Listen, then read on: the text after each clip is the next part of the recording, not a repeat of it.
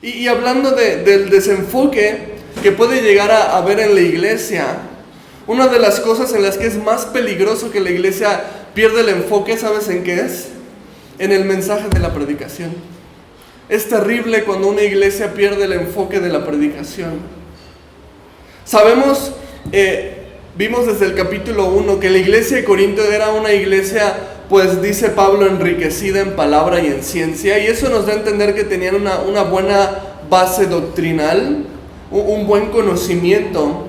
Sin embargo, la realidad es que la iglesia de Corinto, al estar batallando con tanta perversidad, con una actitud tan mundana, es difícil no imaginarnos que probablemente su mensaje, que probablemente su predicación ya no estaba centrada en el evangelio. ¿Por qué? Porque cuando la palabra ya no te está confrontando, ya no te está convenciendo de que te alejes del pecado, significa que estás escuchando un mensaje incompleto, o que simplemente tus sentidos están demasiado cerrados como para escucharlo. Es una realidad que por algún motivo la predicación no le estaba trayendo convicción de pecado a la iglesia de Corinto, porque vivían en todas estas perversidades de las que hemos estado hablando. Ya no parecía que batallaran contra el pecado, parecía que ellos ya vivían entregados a su pecado. Entonces, vamos a ver hoy que Pablo continúa este discurso en el capítulo 2, abordando el tema de lo que es la predicación verdadera del evangelio. Y el propósito es enseñarles a los corintios lo que la verdadera predicación es, el verdadero evangelio es, cuál es el resultado de la predicación del evangelio verdadero, pero al mismo tiempo, cuál es el resultado y la advertencia. ¿Qué pasa en una iglesia cuando su evangelio ya está corrompido, cuando el enfoque de su predicación ya se ha perdido? Entonces el título del estudio de hoy es la predicación verdadera. Y vamos a estar viendo a la luz de este pasaje cómo debe predicarse de verdad el evangelio. Y vamos a usar 4 puntos para dividir el estudio de hoy. El primer punto va a ser el mensaje, versículos 1 y 2. El punto número 2 va a ser la actitud, versículo 3. El punto número 3 va a ser el medio, en el versículo 4. Y por último, el resultado, en el verso 5.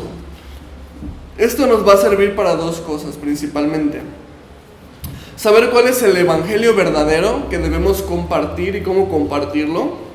Y para saber identificar el evangelio que no debemos de escuchar, el evangelio que no debemos de recibir, el evangelio cuyo enfoque ya no es la cruz de Cristo. Así que vamos a entrar en el capítulo 2, y estás ahí. Primera de Corintios, capítulo 2. Vamos a empezar en el verso 1. Dice así: así que, hermanos, cuando fui a vosotros para anunciaros el testimonio de Dios, o sea, el evangelio, no fui con excelencia de palabras o de sabiduría, pues me propuse no saber entre vosotros cosa alguna, sino a Jesucristo y a este crucificado. La frase así que, con la que empieza el versículo 1, nos indica que Pablo está continuando la misma idea, o está completando la misma idea con la que terminó el capítulo 1, ¿ok? Si tú te acuerdas, el capítulo 1 terminó acerca de renunciar a la vanagloria, porque Dios no nos escogió por ser los mejores, los más talentosos, sino que Dios nos escogió por ser lo vil, lo débil, lo menospreciado del mundo. Y entonces, toda la gloria debe ser para Dios, porque nos escogió por su misericordia, no porque lo merezcamos verdaderamente. Y Pablo continúa esta misma idea, y ahora les dice: cuando yo fui a ustedes, o sea, cuando yo fui a Corinto, esta historia la puedes ver en Hechos capítulo 18, no lo vamos a ver, pero si en tu casa quieres ver cómo fue que Pablo fue a Corinto, Hechos 18 es la historia.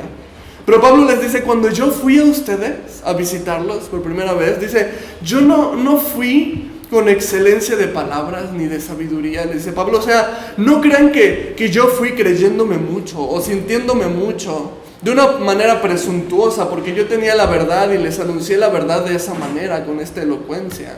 No fui de esa manera, les dice Pablo. Pablo no tenía un alto concepto de sí mismo por el hecho de ser un apóstol o por el hecho de ser un predicador de la palabra. Pablo no se creía muy sabio, al contrario. Aquí Pablo afirma que él tuvo que simplificar su mensaje. Fíjate cómo dice el versículo 2, me encanta porque dice, pues me propuse no saber entre vosotros cosa alguna, sino a Jesucristo y a este crucificado. O sea, Pablo sí era una persona muy estudiada. La semana pasada hablábamos de que los corintios no lo eran, sin embargo Pablo sí lo era. En verdad, si hay alguien que podía haberse jactado de toda su sabiduría, ese era Pablo. Pablo era un joven erudito de su tiempo. Pablo era lo que nosotros conoceríamos hoy en día como un joven prodigio. En cuanto a su linaje, era totalmente puro, desde que era de la tribu de Benjamín. En cuanto a su conocimiento, Pablo había estudiado bajo el rabino, el maestro más importante, más predominante de su época, que era Gamaliel. Si tú estudias un poquito la historia y buscas quién era Gamaliel, Gamaliel era un personaje súper prominente. Y Pablo fue discípulo directo de este sabio, de este hombre, de este erudito Gamaliel. En cuanto a su puesto dentro del judaísmo, él era un fariseo. O sea, él tenía un buen puesto. Muchos incluso creen que él sería aparte del grupo del Sanedrín, que eran unos 70 fariseos y saduceos selectos. Un concilio importante para los judíos. Entonces, Pablo de verdad, si hubiera querido jactarse, si hubiera querido presumir, él era la persona para presumir. Él en verdad tenía, como diríamos, un currículum, en verdad apantallante. Sin embargo, mira qué es lo que dice Pablo acerca de todo esto. En Filipenses 3:7 me encanta. Fíjate que dice Pablo: pero cuantas cosas eran para mí ganancia, las he estimado como pérdida por amor de Cristo. En Cristo ni los títulos le servían a Pablo, ni la jactancia le servía. De hecho, la jactancia es probablemente uno de los mayores estorbos cuando venimos a Cristo. Y esto es lo mismo que les estaba expresando Pablo a los corintios. Fíjense, yo no vine a presumirles mis credenciales. Yo no vine a presumirles mi elocuencia, mi sabiduría. No vine con excelencia de palabras. Al contrario, tuve que simplificar mi mensaje. Al grado que dice aquí, me propuse no saber nada más sino a Jesucristo y este crucificado. Imagínate, Pablo te podría dar el discurso filosófico más increíble. Tenía los estudios, los papeles para hacerlo. Pero cuando se viene la predicación del Evangelio, Pablo tiene que simplificar todo su mensaje y decir, se trata de la cruz de Cristo. Se trata de la cruz de Cristo. No hay nada más. En esto es en lo que se centra el mensaje de la predicación, y este es el punto número 1 de la enseñanza de hoy. El mensaje. ¿Cuál es el mensaje que predicamos? Y esto es súper importante. La predicación verdadera tiene como centro la cruz. Pablo podría hablarte de lo que quieras, pero dice, no, me propuse no saber nada más. Jesucristo y este crucificado. Hoy en día las iglesias están perdiendo el mensaje, ¿sabes? Por consiguiente estamos viendo una perversión en las iglesias que en otros tiempos era más raro ver, más difícil ver. La palabra nos advierte algo muy importante. Fíjate que dice 2 de Timoteo, capítulo 4, versículos 3 y 4. Dice lo siguiente: porque vendrá tiempo cuando no sufrirán la sana doctrina, sino que teniendo comezón de oír, se amontonarán maestros conforme a sus propias concupiscencias, y apartarán de la verdad el oído, y se volverán a las fábulas. ¿Te suena conocido esto hoy en día? ¿No te suena un poquito a algunas iglesias hoy en día? El mundo está lleno de comezón de oír, ¿sabes? Las personas hoy en día quieren que alguien venga y les rasque la orejita así, de que sientan bonito, que el mensaje se sienta rico, ¿sí? Quieren escuchar cosas que les hagan sentir bien, que les hagan crecer su ego, que les beneficie para sus propios propósitos. Yo quiero escuchar un evangelio que me beneficie en los propósitos que tengo para mi vida, que me diga que yo puedo alcanzar mis sueños, que me diga que yo soy un campeón, Yo quiero escuchar eso, tengo comezón de oír. Me gusta que venga alguien y me rasque la orejita y me hable bonito. Pero el Evangelio no existe para que tú sientas bonito. Ni Dios sirve para ayudarte a cumplir tus metas o sueños en la vida.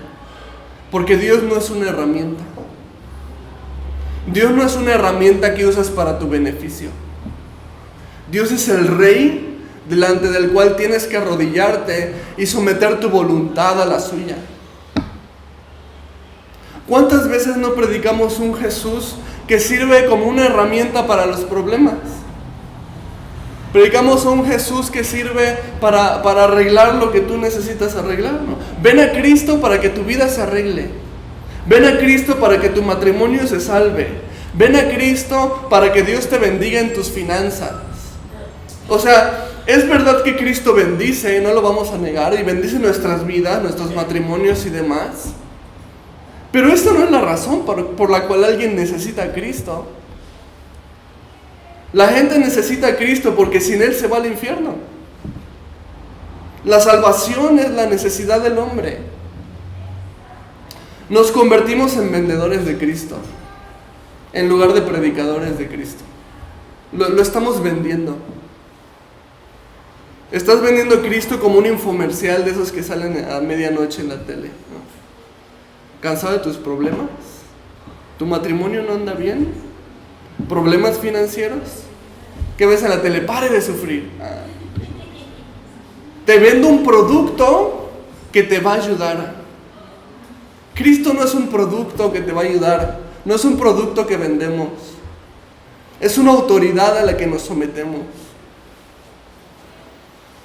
Pero como el evangelismo se ha convertido en una venta y ya no en una predicación, por eso es que gente se acerca a Dios cuando todo está mal, y cuando la situación se arregla, se va. ¿Por qué? Porque le vendieron a un Cristo que era como una pomada que te ponías para la urticaria, y cuando la urticaria se va ya no la necesitas, la guardas en el cajón y la dejas de utilizar. Es el Cristo que le vendieron, que le servía para solucionar sus problemas momentáneos. Y cuando esto se soluciona ya no lo necesito. Lo puedo dejar de utilizar. Cristo no es un medicamento, no es una pomada. Cristo es la salvación del hombre. No predico a Cristo para que la gente solucione sus problemas, sino para que la salvación entre en sus vidas. Y sí es verdad que Cristo en su amor y en su misericordia va a bendecir la vida de sus hijos. Y al obedecer su palabra, muchos de nuestros problemas van a ir encontrando soluciones, definitivamente. Pero la razón por la cual necesitamos el Evangelio es porque no hay otro camino al Padre si no es a través de Jesús. Porque a través de la cruz Él llevó tus pecados y por medio de su resurrección tenemos vida eterna por la fe en Él.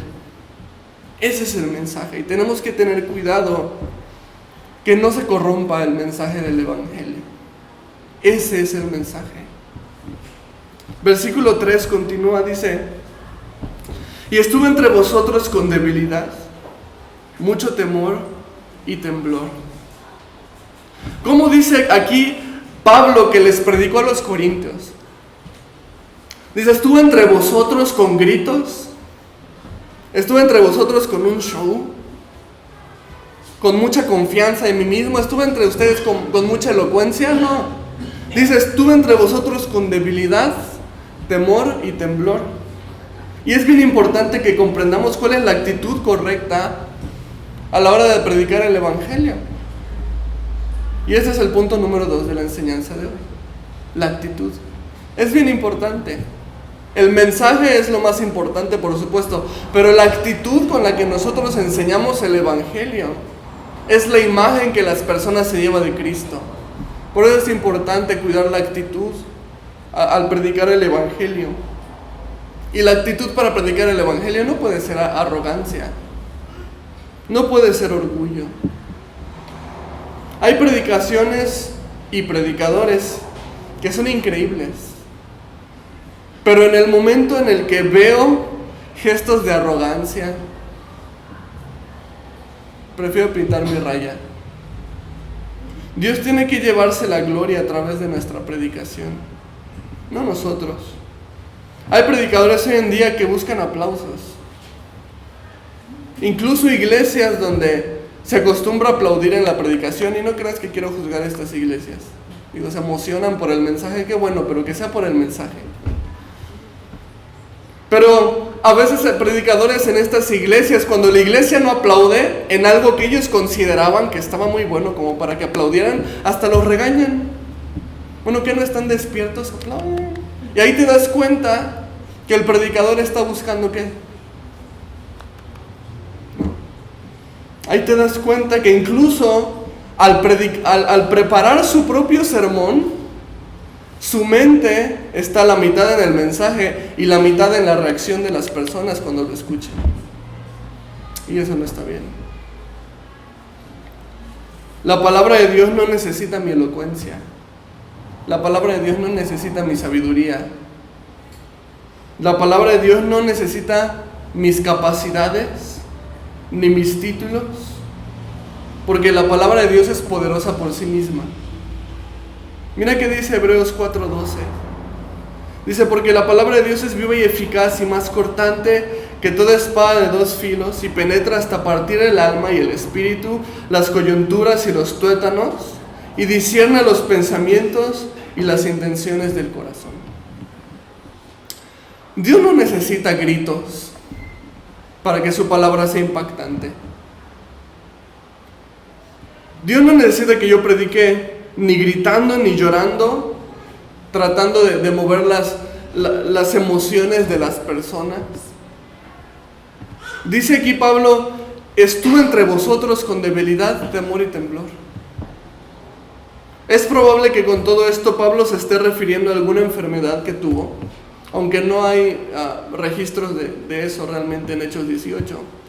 Pero algunos creen que Pablo dice eso porque quizás estuvo enfermo y en verdad estuvo débil, temeroso y tembloroso. No lo podemos saber de cierto. Sin embargo, lo que Pablo sí desea resaltar en todo esto es que él no necesitó de una actitud, él no necesitó de una elocuencia para predicar el evangelio, sino que el evangelio fue totalmente poderoso cuando él estaba débil, cuando él estaba temeroso y cuando él estaba tembloroso. O sea, no dependía de él, no dependía de sus capacidades. El evangelio era poderoso por sí mismo.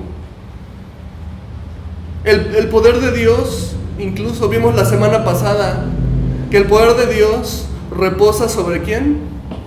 Sobre el que es débil. Y Pablo decía, cuando soy débil soy fuerte, porque reposa sobre mí el poder de Cristo.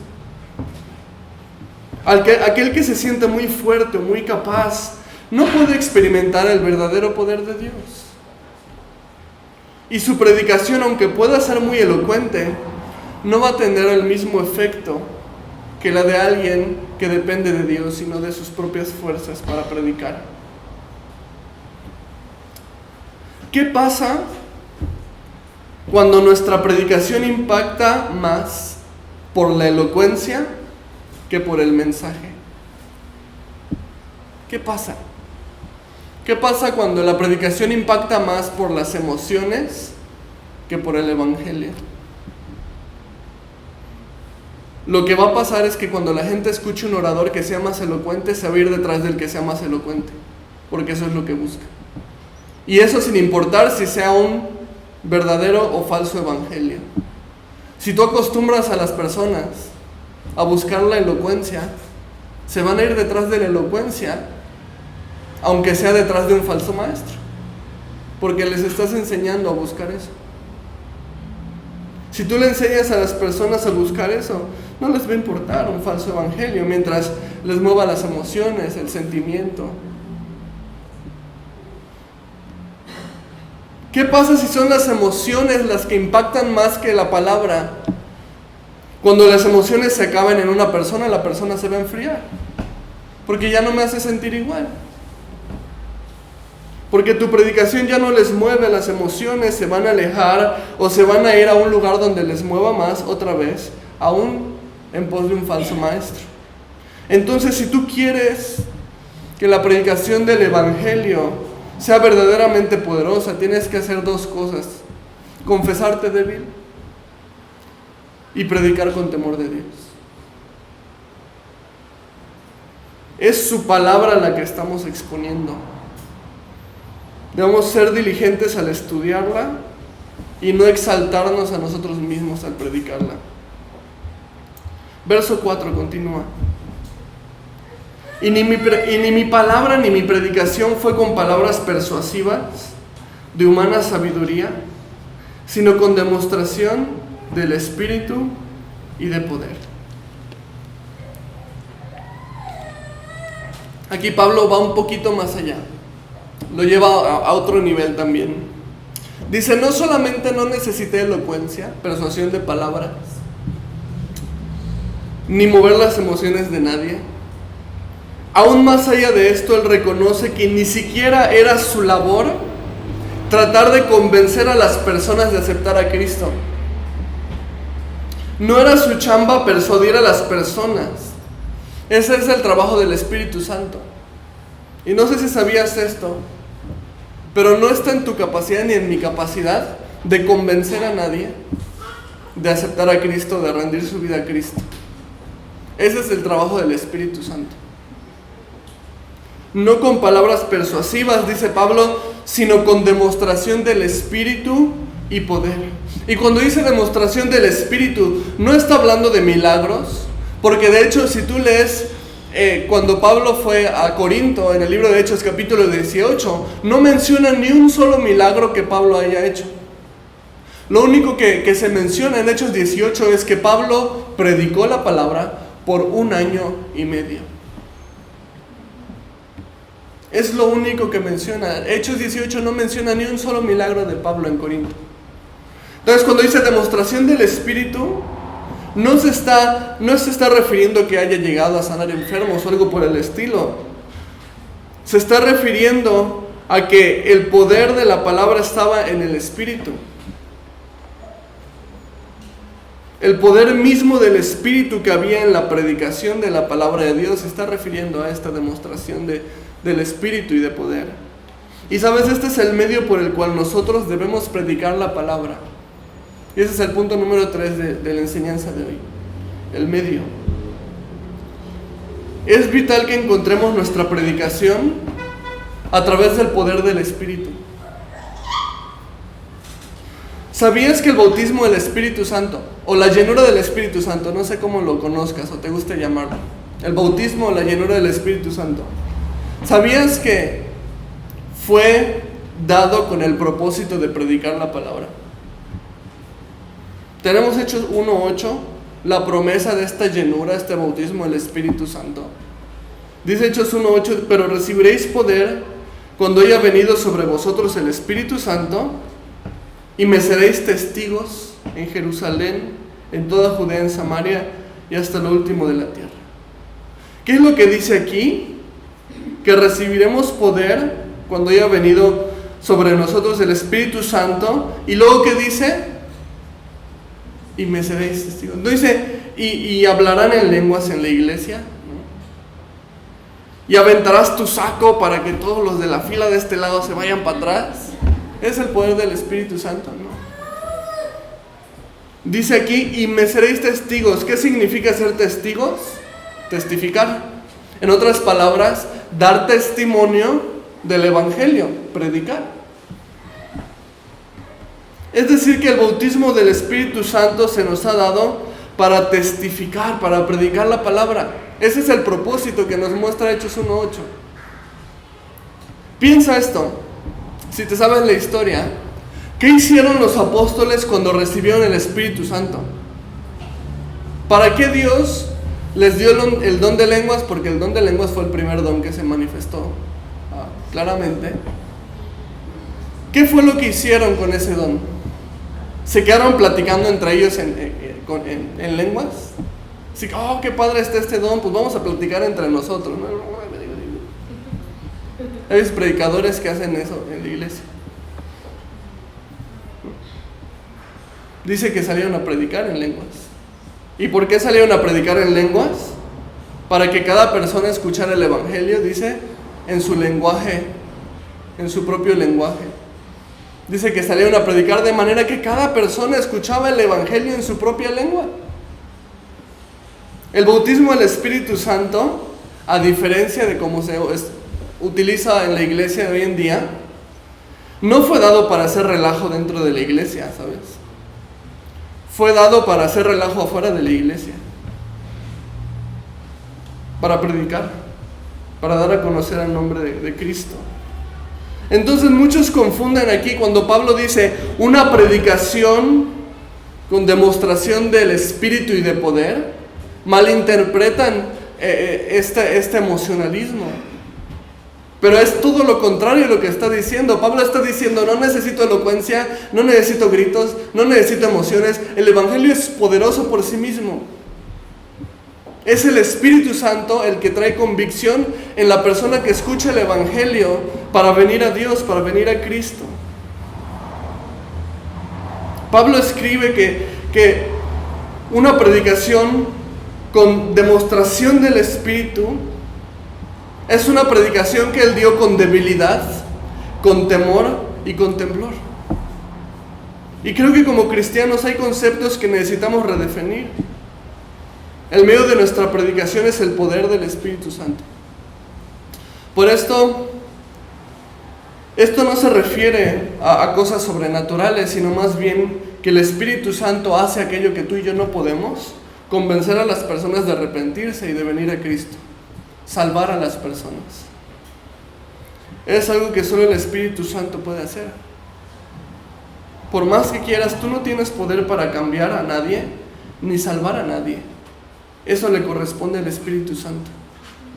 Yo no necesito venir aquí y gritarte y hacer cosas para mover tus emociones, porque eso sería yo tratar de convencerte. Tú estás aquí escuchando la palabra de Dios y la palabra de Dios es la que te está hablando. Yo no necesito hacer nada más para que Dios te hable. Ese es el motivo por el cual oramos antes de cada enseñanza, porque sabemos que un pastor no tiene el poder de convencer ni salvar, pero el Espíritu Santo sí. Por eso oramos antes de iniciar cada enseñanza y pedimos al Espíritu Santo, tú háblanos, tú guíanos, tú abre nuestros corazones, porque eso es algo que solamente Él puede hacer. Y cuando dejamos que sea el Espíritu Santo el que utilice la palabra para hablar, entonces podemos ver cómo Dios en verdad salva, cómo Dios habla, cómo Dios convence. ¿Qué pasa cuando hacemos a un lado el Espíritu Santo como medio de predicación y nos ponemos a nosotros mismos como el medio? ¿Qué efecto traería en la iglesia? ¿Qué efecto tendrían los creyentes? Fíjate el versículo 5. Para que vuestra fe no esté fundada en la sabiduría de los hombres, sino en el poder de Dios. Pablo nos explica cuál sería el resultado de ambos escenarios. Si predicamos confiados en elocuencia, haciendo a un lado la dependencia del Espíritu, nos ponemos a nosotros mismos. Entonces dice aquí Pablo, pues su fe estaría basada en sabiduría de hombres. Pero si dependemos del Espíritu Santo, sabiendo que Dios no necesita mi elocuencia, no necesita mi emocionalismo, ni mi carisma para hablar, entonces la fe del creyente va a estar siendo fundada sobre el poder de Dios, que es el Evangelio. Es lo que dijo Pablo en Romanos capítulo 1. No me avergüenzo del Evangelio porque es ¿qué? Porque es poder de Dios. Entonces la fe del creyente va a estar fundada sobre el poder de Dios. Y ese es el punto número 4 de la enseñanza de hoy. El resultado. Pablo nos aclara estos dos posibles resultados. Hay dos posibles fundamentos para la fe de una persona. Tu fe puede estar fundada en sabiduría de hombres, o tu fe puede estar fundada en poder de Dios. Y déjame iniciar diciendo que es algo muy necio, es algo tonto, fundamentar la enseñanza en sabiduría humana. Cuando hablamos de estudiar y enseñar la Biblia, hay dos maneras principales de hacerlo, ¿ok? Hay dos métodos de estudio de la Biblia, Si tú estuviste hace algunos meses en el taller de método inductivo, sabes de qué voy a hablar. Hay dos maneras de estudiar la Biblia. Estudiar la Biblia a través de un método inductivo o estudiar la Biblia a través de un método deductivo. Ahorita te explico por qué uso esta terminología. El método inductivo busca estudiar la Biblia al leerla y extraer de ella las verdades, los principios bíblicos y enseñar eso. Es decir, que la Biblia misma es la que va a estar enseñando, la que va a estar hablando. Por otro lado, el método deductivo es un método en el que el maestro decide el tema del que va a hablar y, habiendo escogido el tema que él desee, hace que su Biblia sustente lo que él quiere decir. Puesto en palabras más sencillas, el expositor busca la manera de que la Biblia diga lo que él quiere que la Biblia diga, que la Biblia sustente lo que él quiere que la Biblia sustente, de acuerdo a la enseñanza que él ha decidido hacer. ¿Cuál de los dos métodos te parece más correcto? Método inductivo, ¿no? Porque quieres que la Biblia hable, ¿sí? Ese es el método con el cual nosotros estudiamos y enseñamos la palabra de Dios. Porque no queremos que la Biblia diga lo que yo quiera decir, sino yo quiero que la Biblia diga lo que ella misma desea hablar. Y es también por eso que nosotros estudiamos la Biblia de una manera sistemática. Vamos versículo por versículo, capítulo por capítulo, libro por libro de la Biblia. Yo no escojo el tema que quiero hablar el domingo. Es la Biblia misma la que decide el tema que toca hablar el domingo, ¿ok? Así que si en algún momento dices, no, ¿quién le contó mi vida al pastor que ya me está lanzando pedradas desde el púlpito? Créeme que no soy yo, porque ni nadie me contó, ni yo escojo el tema que se va a enseñar en los domingos. Simplemente vamos en orden y el tema que toca es el tema que se va predicando. Si tú sientes entonces que el pastor te está tirando pedradas del púlpito, no es el pastor, es el Espíritu Santo que te está dando convicción de algo en tu vida que Él desea transformar, que Él desea hablarte. Y estamos seguros de eso porque estudiamos inductivamente la Biblia y porque vamos en orden cronológico de la Biblia. No quiero ser yo el que hable. Quiero que sea Dios el que cada domingo, el que cada miércoles tenga un mensaje especial para ti, para hablar a tu corazón. ¿Por qué? Por lo que dice Pablo aquí en el versículo 5. Hay dos maneras en las que yo puedo fundamentar la fe de nuestra iglesia: en sabiduría humana o en poder de Dios. Y créeme que yo prefiero el poder de Dios. Lo que tú oyes es lo que te va a fundamentar, para bien o para mal. Romanos 10:17 dice: así que la fe es por el oír y el oír por la palabra de Dios. Lo que tú estás escuchando es lo que va a fundamentar tu fe. La fe viene por lo que escuchas. Y dice Pablo, puedes escuchar dos cosas: sabiduría humana o poder de Dios. Prefiero que estemos fundamentados en el Evangelio verdadero. Dejar que Dios hable. Las filosofías van cambiando, ¿sabes? El pensamiento humano va cambiando a través de las épocas. Y va a continuar cambiando. No puedo enseñar sabiduría humana que de aquí a 20, 30 años ya va a haber cambiado el pensamiento. Entonces, ¿de qué sirvió esa predicación en sabiduría humana? Va a seguir cambiando. Sin embargo, la palabra de Dios es la misma ayer, es la misma hoy y seguirá siendo la misma por los siglos. Fíjate, Mateo 24:35 dice: el cielo y la tierra pasarán, pero mis palabras no pasarán. Si yo quiero que la fe de nuestra iglesia permanezca, entonces necesito enseñar principios que no van a cambiar a través de la época. Y eso solamente es la palabra de Dios. No mi opinión, no mi filosofía, no mis costumbres, la palabra. De cualquier otra manera, voy a ver cómo la fe de la iglesia desaparezca por cosas que son vanas, por cosas que cambian con el tiempo. Yo no quiero que ninguno de ustedes se aleje ni mucho menos le dé la espalda a la fe. Entonces es mi responsabilidad enseñar la palabra, para que su fe esté cimentada en el poder de Dios. Pero por otro lado, también tú tienes una responsabilidad. Tú tienes la responsabilidad de estudiar la palabra y mantenerte obediente a ella.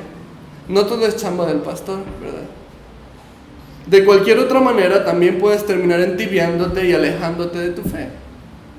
Fíjate, 1 Juan 2:17 dice: y el mundo pasa y sus deseos, pero el que hace la voluntad de Dios permanece para siempre. Entonces yo te pregunto, ¿quieres permanecer en tu fe? ¿O quieres ser como aquellos que están un ratito y después se alejan? Si quieres permanecer, entonces tengo que preguntarte, ¿en qué estás fundamentando tu fe? ¿Estás teniendo una relación personal con Dios? ¿O simplemente escuchas en la iglesia y te conformas con lo que el pastor te diga en el sermón? ¿Cómo sabes si lo que te estoy diciendo no te estoy chamaqueando? ¿Cómo sabes si no te estoy enseñando algo falso? Es mi responsabilidad enseñarte, pero es tu responsabilidad comprobar que lo que te estoy diciendo efectivamente sea la palabra de Dios. De cualquier otra manera, no puedes saber en qué se está fundamentando tu fe. No puedes saber si tu fe se está fundamentando en sabiduría de hombres o en poder de Dios. Te voy a hacer un reto medio raro, ¿ok? Pero que es necesario. ¿Estás dispuesto a aceptar el reto? Fíjate, este es el reto. Te reto a que no me creas lo que te estoy diciendo, ¿ok? No me creas. No tomes por garantía lo que te estoy diciendo aquí en el púlpito. Ese es mi reto. Sino que más bien corrobores por ti mismo, ¿ok? Estudies y compruebes si te estoy o no te estoy enseñando la verdad. Si te estoy o no te estoy enseñando la palabra de Dios. Si estoy fundamentando tu fe en sabiduría de hombres o en poder de Dios. No me creas. Ni le creas a ningún predicador. Tú tienes una Biblia en tus manos. Tú puedes comprobarlo por ti mismo. Tú puedes estudiar la palabra. Necesitamos ese resultado. Nuestra fe esté fundamentada en el poder de Dios.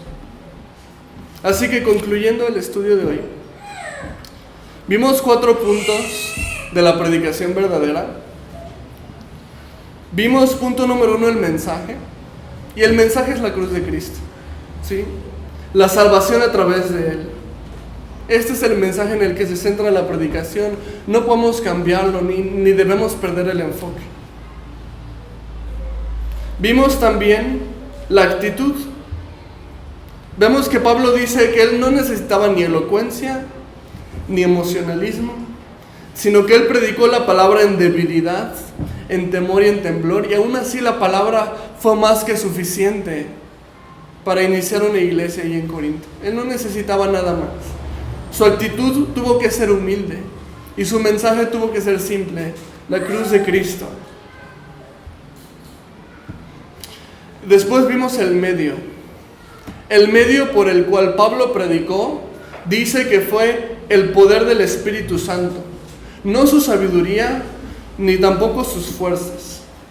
La verdadera predicación se trata de hombres que son utilizados por el Espíritu Santo para hablar lo que el Espíritu desea que ellos hablen. Hombres imperfectos siendo usados por un Dios perfecto. Por último vimos el fundamento. Vimos ese resultado. Podemos fundamentar la fe de las personas en 2 cosas: en sabiduría humana o en poder de Dios.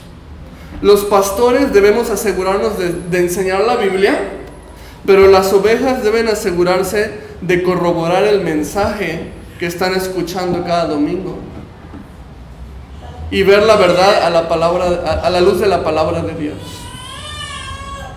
La predicación verdadera no se basa en principios, sino en una persona. La predicación verdadera es Jesucristo. Es Jesucristo quien, siendo Dios, se hizo hombre. Es Jesucristo que vivió perfectamente, sin haber pecado ni una sola vez, todo con un objetivo: ser el sacrificio perfecto por nuestros pecados. Nosotros somos pecadores y la Biblia dice que en la realidad merecemos la muerte, porque la paga del pecado es muerte. Es por eso que Jesucristo, habiendo vivido perfecto y sin pecado, murió tomando nuestro lugar en la cruz. Porque Él sufrió el castigo que nosotros nos merecíamos. Y nosotros recibimos la recompensa que Él en verdad se merecía. Cuando Jesús estaba en la cruz, los soldados se burlaban de Él. Y le decían: Jesús, si es cierto que eres el Hijo de Dios, bájate de esa cruz.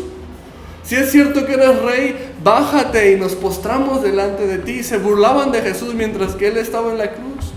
Pero ¿sabes por qué Jesús no se bajó? Porque si Él se bajaba, nosotros teníamos que subir. Porque Él estaba recibiendo el castigo que nosotros merecíamos. Sin embargo, Jesús no se quedó muerto. Jesús resucitó,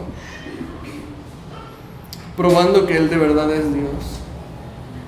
Y si tú pones tu fe en Él, si tú pones tu fe en el sacrificio, si tú crees que Él tomó tu lugar en la cruz para llevar tus pecados, dice la palabra que Él te va a perdonar de todos tus pecados. Y vas a tener la certeza de que terminando esta vida tienes una vida eterna con Él. La predicación verdadera tiene nombre, se llama Jesús. Y Él es el camino, Él es la verdad y es la vida. Nadie llega al Padre si no es a través de Él.